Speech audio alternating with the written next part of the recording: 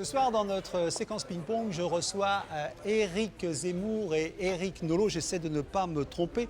Ils vont répondre à une critique, enfin pas une critique, c'est eux qui vont critiquer le livre de Gordon Zola, État critique, le petit Nemours et Zolo illustré. C'est au Léopard démasqué et c'est illustré par Sterrin et on verra que les illustrations sont intéressantes. Nous y reviendrons. Messieurs, bonsoir. Alors Éric, bonsoir. Alors, pour la 101e, on a un peu inversé les rôles, hein, d'accord. Donc les critiques sont là, l'auteur est là, lui il est en image, vous êtes en chair, en os.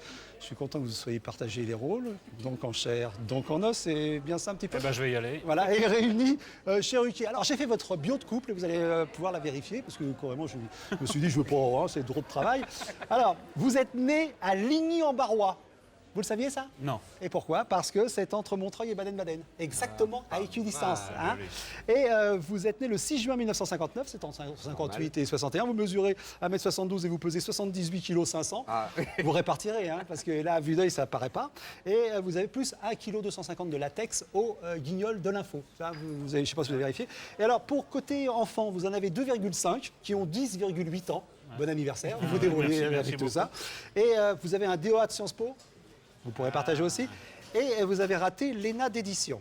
Ah, c'est dommage que vous n'ayez pas écrit le livre, c'est plutôt bien meilleur que ce qu'il y a dans le... Voilà. Pour l'instant, c'est un niveau très supérieur. C'est pas terminé. Alors, donc, côté politique, vous êtes extrême centre. Oui. Hein, tous les deux, c'est un peu plutôt comme ça. Judéo-agnostique. Voilà. Et vous présentez Star Mac, ça se dispute sur iTélé TPS. Voilà, en gros, c'est... Donc, vous êtes reconnu. C'est bien vous. Bon, alors, ce petit... Nemours et Zolo illustrés. Donc, c'est comment devenir un critique méchant et célèbre en quelques leçons, hein, puisque vous semblez avoir démontré que maintenant, l'intérêt, c'est pas d'être un écrivain ou d'entrer en littérature, c'est de devenir celui qui flingue les littérateurs. Hein, c'est ça, en gros, c'est comme ça qu'on devient célèbre. Dites-moi. Nous, on fait les deux plutôt, hein, oui. Avec une mention spéciale à Zemmour qui est romancier, mais à part le haïku, on a quand même pratiqué presque tous les genres littéraires, donc c'est pas tout à fait juste. En même temps, je crois qu'il y a un contresens fondamental dans ce livre, c'est que c'est une méthode. Il y a des cas de figure, comment devenir. Voilà, il me semble, en tout cas dans mon cas, et je pense que je connais suffisamment Zemmour pour parler en son nom, même s'il ne va pas tarder à l'ouvrir. S'il va s'endormir, ça m'étonnerait qu'il reste quoi. Mais il n'y a pas de méthode. Dans vous deux, il n'y a pas de méthode, il n'y a pas de partage des rôles, il n'y a pas de... C'est au cas par cas, c'est le texte, tout le texte, rien que le texte, et c'est absolument pas... Tiens, aujourd'hui, je vais mettre le curseur sur méchant ou moins méchant, ou mec de droite, mec de gauche, on juge le texte, et c'est peut-être ça qui attire l'attention sur nous, parce que c'était devenu très rare. Et vous êtes d'accord avec M. Nolot? Non mais, vous savez, moi j'ai compris quelque chose, en fait... En lisant ce livre? Non, pas en lisant ce livre, parce que dans ce livre, il n'y a pas grand-chose, et à part les dessins. Il y a des dessins, on en parlera. Les dessins sont sympathiques. Bon. Mais on n'a pas le droit... Aussi. Non, mais je vais vous dire, c'est très sympa, parce qu'on est dans une théorie permanente de la paranoïa. C'est-à-dire que si on est méchant avec un livre, ça veut dire qu'on est payé pour être méchant. Si on est gentil, ça veut dire qu'on se protège, et on est protégé par celui qui nous protège, avec qui on est gentil. On est en charge de dire ce qu'on pense. Ça ne veut pas dire la critique, on dit ce qu'on pense. Après, on va faire des grandes théories sur... Pourquoi vous êtes devenus des stars au point d'être chez les Guignols et au point que des gens vous consacrent des livres? Il y a deux théories. Soit tout ça, ce sont des hommages obliques. Non, mais soit ce sont des hommages obliques. C'est une sorte de reconnaissance du travail. Oui. Soit c'est la même chose, mais en creux. Je m'explique. C'est-à-dire que ça avait tellement disparu. La critique, mais surtout à la télévision où c'était 99,9% de promotion, qu'on fait tellement tâche dans le paysage que forcément, on n'est plus visible. Moi, je penche plutôt... Il y avait des flingueurs avant, je sais pas, les BD, tout ça, non, ça flinguait pas. Mais si, vous avez raison. Non, je sais pas. Mais écoutez, moi j'ai ma petite idée. Je pense que à la télévision depuis 10-15 ans, mais même au-delà, mais il y avait l'exception apostrophe qui était un peu spéciale, mais il n'y avait plus de hiérarchie. Eric et moi, on dit simplement, il y a la littérature, il y a des grands livres qu'on a aimés quand on était petit, quand on était moins petit, et puis il y a ce que vous nous présentez. Et si c'est de la merde par rapport à ces grands maîtres, eh ben on dit c'est de la merde. Si c'est un peu mieux, eh ben on dit c'est moins de la merde. Voilà, exactement. On dit c'est un peu moins de la merde. Voilà. Donc vous êtes franc, quoi. Donc on est franc, on est sincère, et par rapport à une hiérarchie que tout le monde avait oublié, et en tout cas avait pris soin d'oublier. Moi, je choque beaucoup, c'est une des vannes préférées de Laurent, quand je dis c'est vraiment pas du Balzac et c'est pas du Flaubert, et il me dit oui, mais on ne peut pas l'inviter toutes les semaines. Et en général, Nolo dit oui, mais on voudrait une seule fois par an. Vous voyez, c'est ça la discussion. Il devrait y avoir un Balzac, un Flaubert. Exactement, et on n'en a jamais. Et alors, si on écoutait aussi le monsieur qui a pris du temps. Gordon Zola, c'est un pseudo, non? Je vous sens une intuition. Toujours perspicace. Eh oui. Alors, si on écoutait, oui, c'est vous lancez. Bon, Éric Zolo, Éric Nemours, bonjour. Je m'appelle Gordon Zola, je suis... Alors, Gordon Zola, donc, c'est un jeu de mots. Alors, c'est le genre de jeu de mots qui me faisait beaucoup rire dans Pilote il y a 40 ans. Mais j'ai remarqué que 40 ans, par exemple, pour un critique, c'est très jeune, mais pour un calembour, c'est très vieux. Donc, il faudrait qu'il renouvelle un tout petit peu son stock. Disons que ça part pas très bien. Auteur de romans humoristiques. Je viens de commettre un livre qui s'appelle État critique, avec un sous-titre intéressant, puisqu'il s'agit du petit Nemours Zolo illustré. Alors j'espère que vous apprécierez l'aspect contrepétent de la formule. Donc voilà, pourquoi ce sous-titre?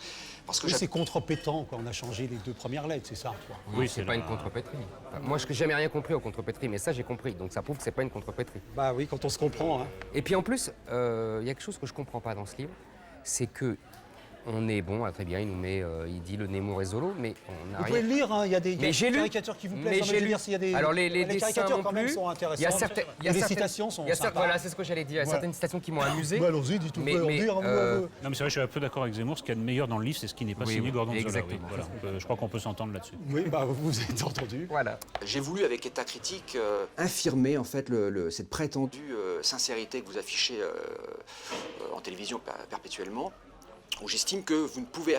Mais 1, on vient d'expliquer qu'on n'est pas critique. 2, il n'infirme rien du tout, puisque dans son livre, il ne parle pas de nous. Et que voilà, donc il n'infirme pas ce qu'on n'est pas. Absolument pas être sincère dans le cadre qui vous est imparti. Vous êtes devenus les faire-valoir d'une nouvelle époque, qui est l'époque du voyeurisme, où le voyeurisme s'est intégré absolument partout, notamment dans la culture. Autrefois, on était dans les émissions paillettes de Mariette Gilbert Carpentier. Aujourd'hui, on est dans des émissions où les chroniqueurs et les animateurs souvent se regardent le nombril. Vous voyez, c'est typique ça. Il dit rien. Il parle de voyeurisme. En quoi c'est du voyeurisme? Le voyeurisme, c'est voir. Évidemment, la télévision, on voit. Mais c'est pas ça, le voyeurisme. Le voyeurisme, c'est voir l'intimité, la vie privée. Voilà, rien à voir. Un voyeurisme veut dire voir la souffrance des autres, c'est-à-dire quand ils reçoivent une critique. Mais quelle souffrance! Non, ils souffrent pas. Il y a des millions de gens qui le regardent déjà, même si on dit que son truc est nul, il y a des millions de gens qui le regardent, c'est déjà beau. Donc la souffrance. Je comprends pas, moi. Je voudrais bien savoir où se situe la souffrance. Est-ce que c'est de se trouver face à 2 types qui ont lu le livre, qui ont pris 10 pages de notes, déjà été exceptionnel. Exactement. La première. Non, mais vraiment, à la télé, c'est en effet, c'est loin d'être la norme, c'est même en effet exceptionnel. Le mot n'est pas trop fort. Ou alors de se retrouver à quelqu'un qui est déjà en train de penser à la séquence d'après, qui n'a pas lu le bouquin, qui débite un truc, au mieux qu'on lui a écrit, au mieux il lit la 4e de couverture. Où est la souffrance? Moi, je pose la question à vous. Je trouve qu'il y a une plus grande souffrance à se retrouver face à quelqu'un qui se fout de votre gueule, c'est-à-dire qui ne prend absolument pas en compte ce que vous avez écrit, plutôt que quelqu'un qui va effectivement vous dire des choses peut-être pas agréables à entendre, mais au moins sur un plan littéraire, et peut-être d'ailleurs que de ces critiques, il y a quelque chose à tirer.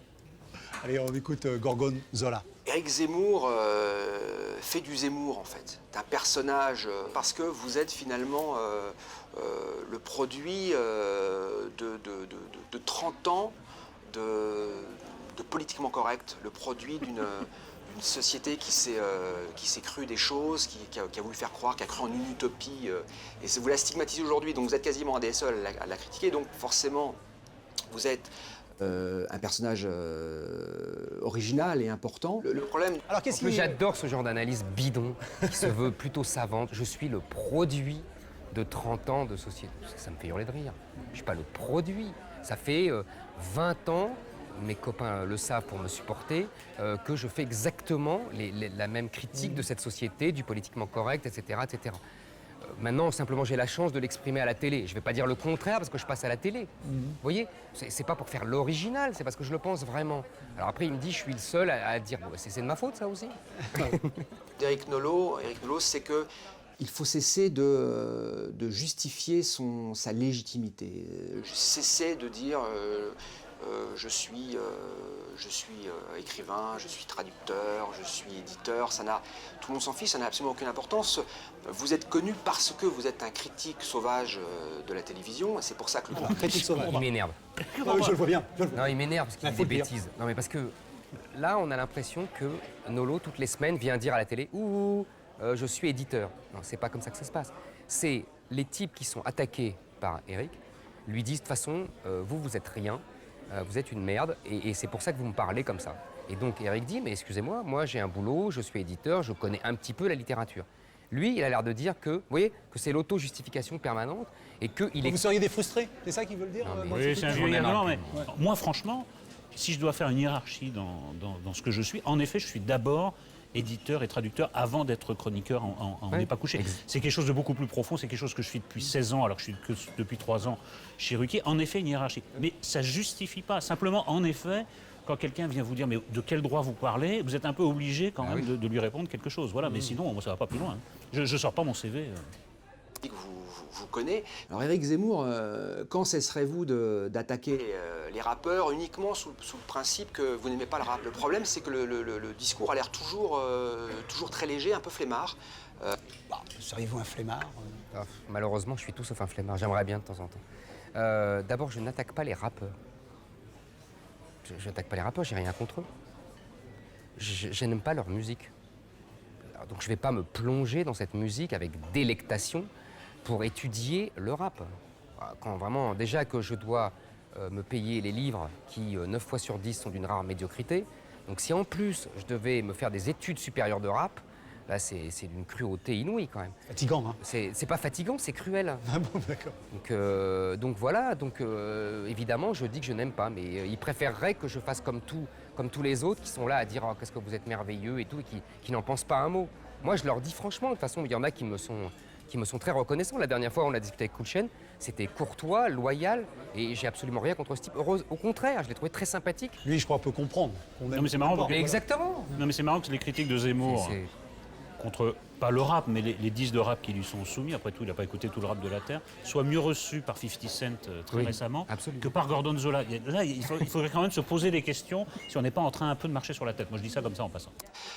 Au même titre, Éric Nolot, que je pense que quand vous attaquez des écrivains comme Alexandre Jardin, il ne faudrait pas à côté attaquer Jules Verne. Parce que là, du coup, tout le discours... Non, mais attendez, là, non, mais je sais pas, là, on est quand même pas loin de la confusion mentale. Alors d'abord, dans l'ordre, Oui. moi, je regrette, Jules Verne est un immense écrivain de l'imaginaire, moi ça a bercé mon enfance, c'est mignon, mais excusez-moi, c'est un styliste assez médiocre. Mais oui. C'est ce Mais que j'ai d'ailleurs, dit. tout le monde le dit. Mais et c'est assez, en effet, c'est une évidemment. opinion assez largement Bah, répandue. évidemment. Cela dit, je lis encore un Jules Verne, ça me transporte parce qu'il y a voilà. Donc je vois pas en quoi on ne pourrait pas attaquer et Alexandre Jardin et Jules Verne à condition d'aller un peu dans le détail.